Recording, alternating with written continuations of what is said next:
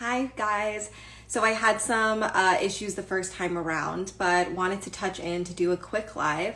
It's not going to take super long, but if you are under 18, please make sure to talk about this with an adult prior to watching or have them join you for this.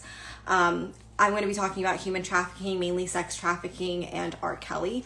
I feel like as a title holder, as a citizen of this world, whenever something important happens, especially when it impacts my platform, something that I'm really passionate about, anti-human trafficking, it's my duty to speak on it.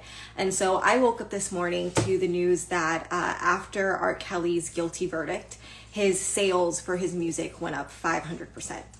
Let me say that again. After R. Kelly was found guilty for sex trafficking, his sales for his music went up 500%. The face tells it all. I have been sitting with feelings of anger, hurt, sadness, thinking about the victims and the survivors of R. Kelly and how they may feel.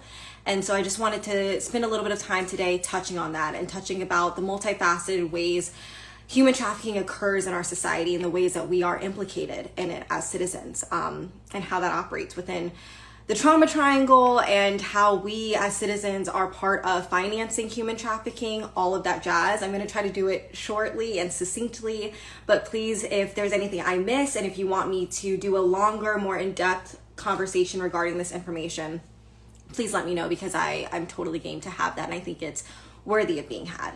So I'll start with this. When we talk about human trafficking, we often share that it is $1 billion industry. Usually when we state that, what we're talking about is the supply and the demand, buyers purchasing humans and the drug trade, and how with drugs it's not making as much money because drugs run out, but people use humans. And the reason why human trafficking is so huge and rich is because to them, they feel like you can never overuse humans. Humans are always there. The supply is always there. And that's why we say human trafficking is $1 billion industry. I would like to invite us to think about another way that that's impacted, by thinking about who are the traffickers. And, we're talking about R. Kelly. You can also think about Jeffrey Epstein. They're only two of several. We obviously know there's millions, billions of traffickers across the globe. But when we're talking about mainly them, I think what is interesting, especially if you view their documentaries, is these are two very high profile, rich men who were able to get away with this in public eye. And if we're speaking solely on R. Kelly, this was happening since the 90s. So many people knew, so many people were watching, so many people were helping and aiding him while he was doing this to other women. And so when you support him after knowing that he is guilty for sex trafficking, essentially what you're saying is that you don't stand with the victims, you don't support the victims, and in many cases that you are more willing to support him now after finding out that he is guilty of being a sex trafficker than you were when he was just R. Kelly. And I want us to sit with that, because that's what it means to get 500% of sales after being found guilty of human trafficking. It 100% correlates. It 100% means that people are turning a blind eye. And so part of what I talk about in human trafficking is people's vulnerabilities and how people are able to use folks' vulnerabilities to exploit them. R. Kelly was filthy rich. He knew the people, the girls that he was taking advantage on, that he was preying on, that they wanted an opportunity to make it big. They wanted their musical careers. That was their dream. He robbed them of that. He robbed them of that hope. That's one.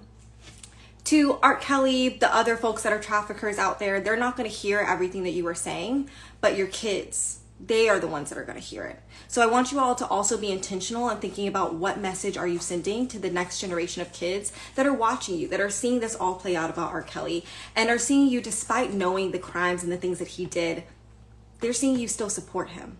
They're seeing you try to say that you're going to separate a man from a musician, and doing everything to still uphold his power, his positioning in the world, while devaluing theirs and showing them that you don't value them, you don't respect them, you don't empathize with them, and you don't understand what happened. You're also setting it up so that then when the next generation is experiencing these things in their own home, in their own families, that they don't feel like they can tell you, because they're going to feel like you are going to protect, you're going to support the male or the abuser in the family rather than support and help them. That's really what I want us to think about. We are implicated in this. We are sending a clear signal by continuing to support R. Kelly. We're sending that signal to other traffickers that are not at that level, right? R. Kelly, the Jeffrey Epsteins, those folks, they're like the upper echelon. But there are traffickers all around us who look at these little signs, these signals, to be able to see what they can do in their own communities. Who are the people that are going to be the ones helping them? Who are going to be the people that are going to turn the blind eye? Who are going to be the people, let's get on this, that are going to blame the kids? Because that is also what I've seen happening. And this is where we get into the conversation of the adultification of Black girls. I've seen so many people, both within the community, out of the community, saying, and I'm sorry for saying this because I don't believe in victim blaming, but this is what is being said. Oh, these girls were grown. They knew what they wanted. They knew that this is what they had to do to get here. Those girls were teenagers. They cannot be held responsible. They could not consent. And further, it doesn't matter what those teenagers were trying to do. They're teenagers.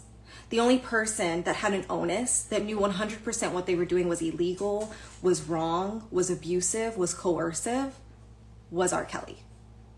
So there is no way to separate the man from the music, especially for those of you all that have listened to his music and know what he says. There's no way to separate it. None. And so I want us to think about the responsibility that we have as citizens, as consumers, to think about who, where, how we give and we donate our money. And who, where, how does it, who does it benefit? Who does it benefit? And who does it disenfranchise? Who does it hurt? Right now, R. Kelly is guilty for sex trafficking. Numerous horrifying cases of things he was able to do over 20 years.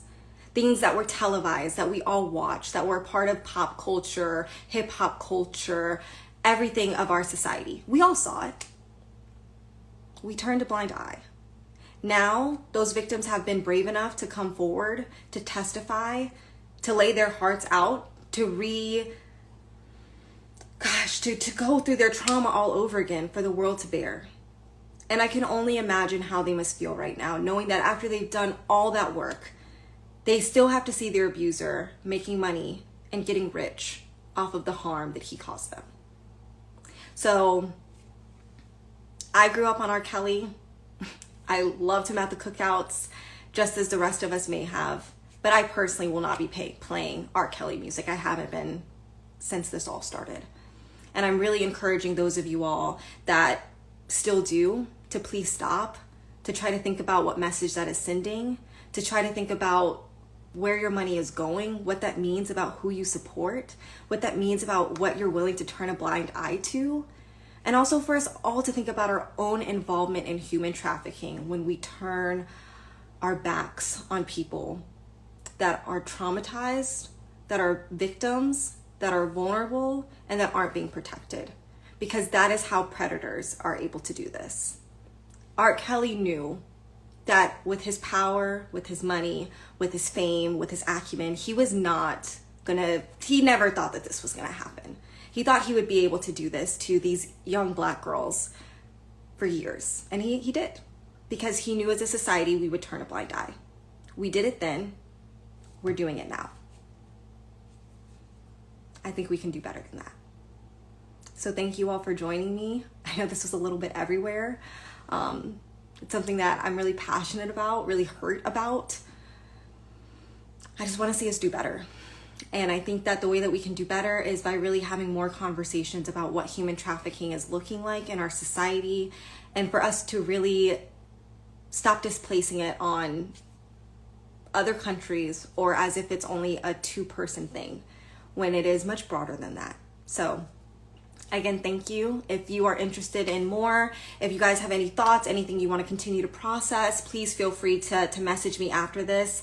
I totally welcome that. And like I said, if there are more conversations, more things that we can do to flesh this out, if any of this did not make sense as well, please let me know. I'm happy to hold this space and do more of these conversations. I'm going to make this public on my page so you guys can feel free to come back to it. But again, for those of you all that joined me, thank you so much. I appreciate it. And I'm also thankful to share this space, that I've been able to have these conversations with you all. So thank you as well for letting this be a space where my opinions can be safe too. But thank you.